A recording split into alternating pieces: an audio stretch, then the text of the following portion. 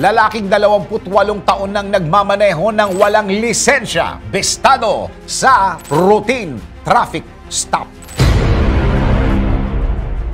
Sabi nga nila, kapag tumatanda ka na, dapat palagian mong dala ang mga ID mo kapag lalabas ka ng bahay. Pero ang lalaking ito sa France, hindi lang basta-basta lumalabas ng bahay, kundi nagmamaneho pa. Partida, wala itong dalang lisensya sa loob ng halos 3 dekada. Kung ano ang kinahinatnan ng lalaki, eto.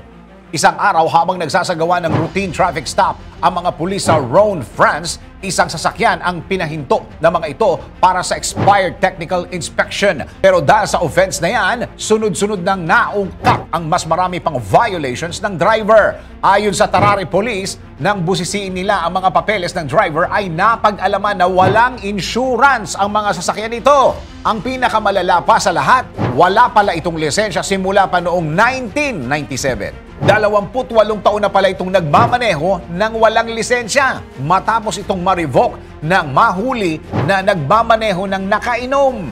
Gayunpaman, tila hindi man lang nabahala ang lalaki dahil ayon sa kanya walang saysay ang pagkuha ng mandatory insurance o pagsasailalim sa technical inspections ng kanyang sasakyan kung wala naman siyang lisensya. Sa mga nagmamaneho riyan, sigurado ka ba na dala mo ang lisensya mo bago ka lumabas o maglakwatsa?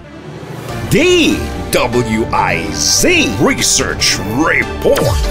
Report.